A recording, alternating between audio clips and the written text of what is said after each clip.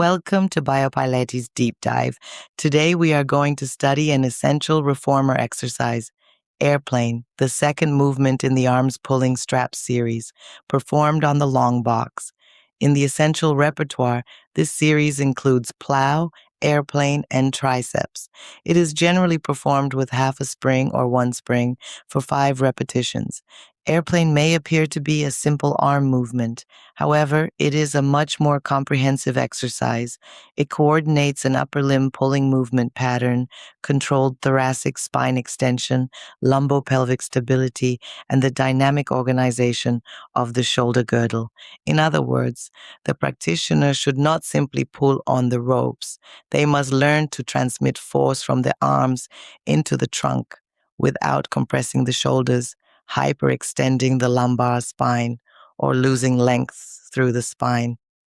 When setting up the reformer, the foot bar is placed in position number 4. The headrest is completely flat, and the resistance is set to half a spring or one spring.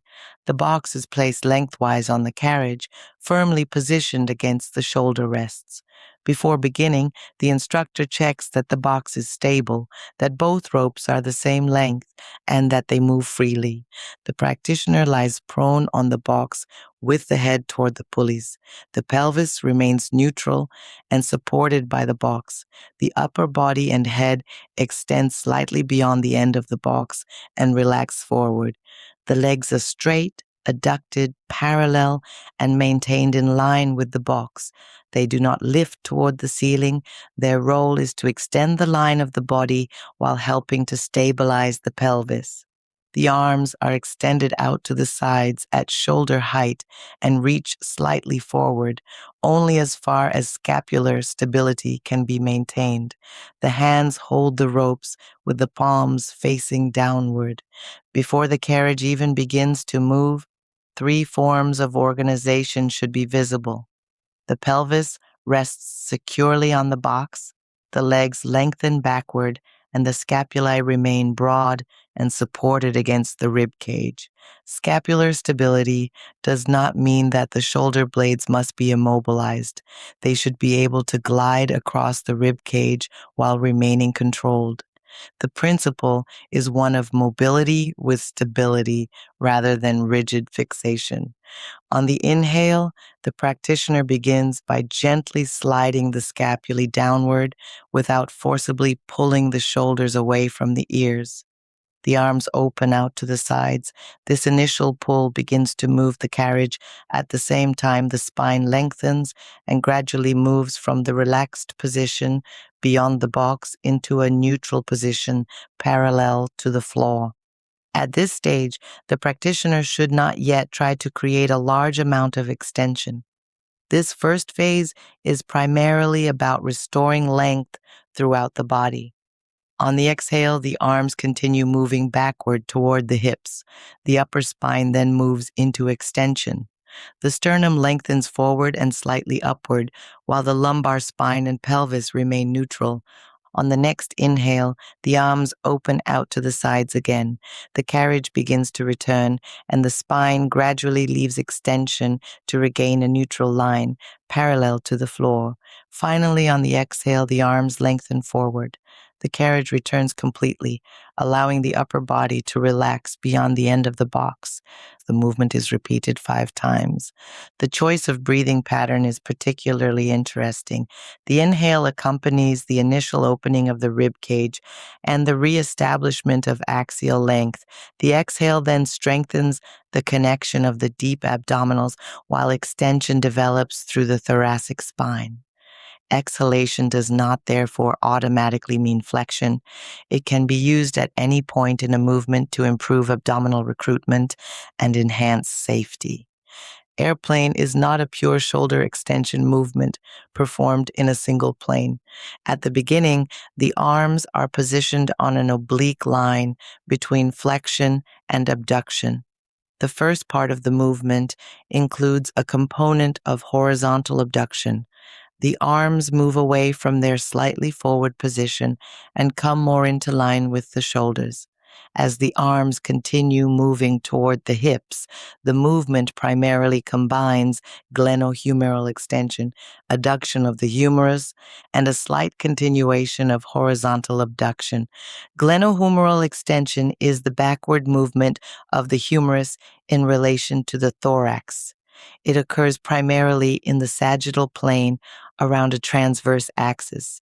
However, in airplane, the initial position of the arms makes the movement three-dimensional.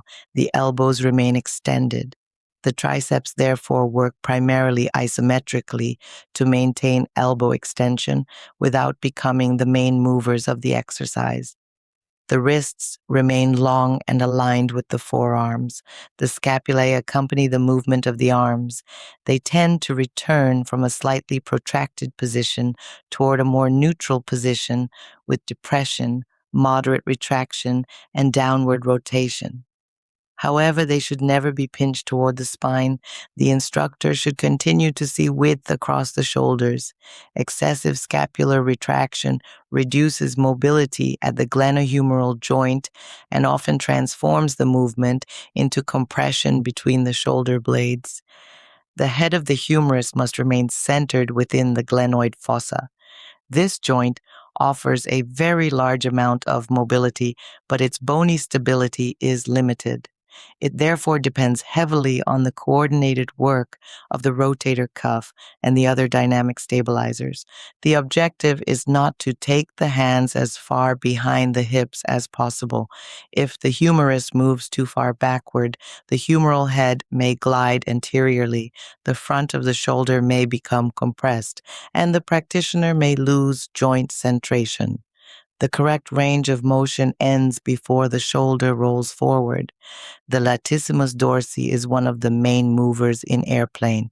It is a large superficial muscle whose origins extend over the lower 6 thoracic vertebrae, the thoracolumbar fascia, part of the lumbar and sacral spine, the posterior portion of the iliac crest, and the lower 3 or 4 ribs. Some individuals also have fibers connected to the inferior angle of the scapula. All these fibers converge into a relatively narrow tendon that inserts into the floor of the intertubercular groove of the humerus. The latissimus dorsi is innervated by the thoracodorsal nerve, which arises from the posterior cord of the brachial plexus, with nerve roots primarily from C6, C7, and C8. Its principal actions at the glenohumeral joint are extension, adduction, and medial rotation of the humerus. Its effectiveness in extension and adduction is particularly significant when the movement begins from a position of flexion or partial abduction, which corresponds precisely to the trajectory used in airplane. As the arms pull toward the hips, the latissimus dorsi works concentrically. It shortens to produce extension and adduction of the humerus. As the arms return forward, it works eccentrically. It gradually lengthens while controlling the resistance of the springs and the closing of the carriage. However, there is an essential teaching point. The latissimus dorsi is also a medial rotator of the humerus. When it dominates without sufficient control from the rotator cuff, the arms rotate inward and the shoulders may roll forward. The instructor must therefore observe the orientation of the humerus rather than looking only at the position of the hands. Pronation of the forearm can change the direction of the palms without accurately reflecting the rotation occurring at the glenohumeral joint. A useful cue could be: keep the collarbones wide and pull the arms toward the hips without allowing the shoulders to roll inward. With this organization, the latissimus dorsi can generate the necessary force without driving the humeral head forward. It also contributes to preventing excessive elevation of the shoulder complex. However, the practitioner should not be instructed to forcefully push the shoulders downward. Depression should be an organized response to the pulling action rather than a rigid fixation. The second muscle we are going to examine is the iliocostalis. It forms the most lateral portion of the erector spinae group. It is not a single continuous bundle, but a group composed of three parts: the iliocostalis lumborum, the iliocostalis thoracis, and the iliocostalis cervicis.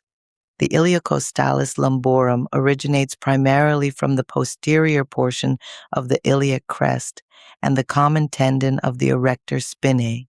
Its fibers ascend toward the lumbar transverse processes, the thoracolumbar fascia, and the angles of the lower ribs.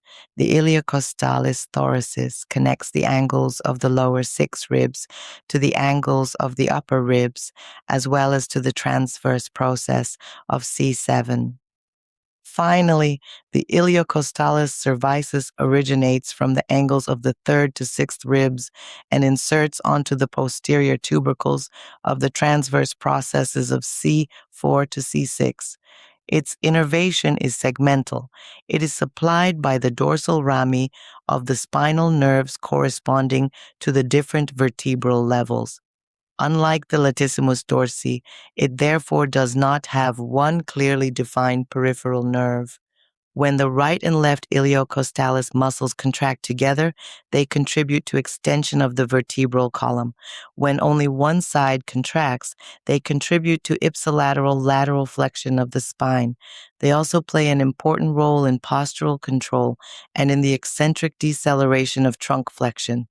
In airplane, the thoracic portions of the iliocostalis contribute to extension of the upper and middle spine. They work concentrically as the sternum lengthens forward and the thorax moves from neutral into extension. During the return, they work eccentrically to control the lowering of the upper body. The iliocostalis lumborum, however, should not become the main mover. Its role in this exercise is primarily stabilizing. If the lumbar fibers dominate, the practitioner strongly arches the lower back, anteriorly tilts the pelvis, and creates the illusion of a large spinal extension, even though very little movement is occurring through the thoracic spine. The instructor should therefore look for an extension that is distributed throughout the thoracic region, rather than a localized hinge at the thoracolumbar junction. The most effective cue is not lift higher. A more appropriate cue would be lengthen the sternum forward and distribute the extension between the shoulder blades. While the latissimus dorsi moves the humerus and the erector spinae develop thoracic extension, the lumbopelvic region must remain stable. The transversus abdominis and the deep pelvic floor contribute to the maintenance of abdominal pressure. The obliques stabilize the relationship between the rib cage and the pelvis. The gluteus maximus and hamstrings work primarily isometrically to maintain pelvic stability over the femurs and keep the legs in line with the box. The legs should remain level with the box. If they lift, the practitioner often increases hip extension and pulls the pelvis into an anterior tilt. The exercise then shifts into the lumbar spine. The instructor can observe the anterior superior iliac spines. They should maintain relatively consistent contact with the box throughout the repetition. The first common error is beginning the movement by shrugging the shoulders. The upper trapezius and neck muscles then take control before the scapular stabilizers have been properly organized. The correction is to reduce the range of motion or the resistance in cue, broaden across the back of the shoulders before you pull. The second common error is drawing the shoulder blades excessively together. The practitioner confuses scapular retraction with glenohumeral extension. The scapulae pinch together, but the humeri move very little. The cue would be pull the arms toward the hips while maintaining space between the shoulder blades. The third common error is excessive medial rotation of the arms. The shoulders roll forward and the palms begin to turn inward. The fourth common error is lumbar hyperextension. The ribs flare, the legs lift, and the pelvis tilts forward. The height of the thorax should then be reduced so that the practitioner can reconnect with the abdominals. The fifth common error is cervical hyperextension. The gaze lifts toward the wall and the back of the neck shortens. The cervical spine should simply continue the line created by the thoracic spine. Finally, the arms should neither lower nor lift during their trajectory. The middle and posterior fibers of the deltoids maintain the arms at a consistent height, while the wrists remain aligned and the springs are controlled until the carriage has returned completely. When the practitioner is unable to coordinate the arm pull with spinal extension, the straps can be omitted. The practitioner then holds the edges of the carriage and repeats only the movement of the spine, moving from the relaxed position into neutral, developing a small amount of thoracic extension, returning to neutral, and then relaxing forward again. This modification allows the practitioner to learn the spinal movement pattern without spring resistance and without the biomechanical complexity of the shoulder movement.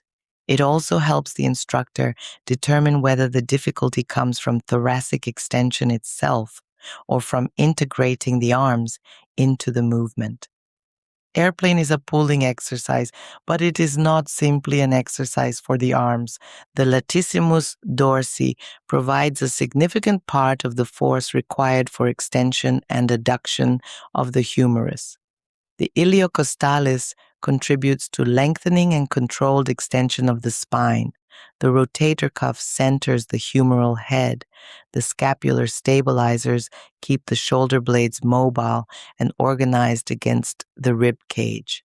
Finally, the deep abdominals, gluteals, and hamstrings prevent the movement from shifting into the lumbar spine. The essence of airplane could be summarized as follows. The arms create the pull, the scapulae organize the transmission of force, the thoracic spine develops the extension, and the pelvis remains quiet. 5 repetitions are enough, provided that each one is performed with precision, continuity, and control. Thank you for listening, and I look forward to seeing you again in a future episode.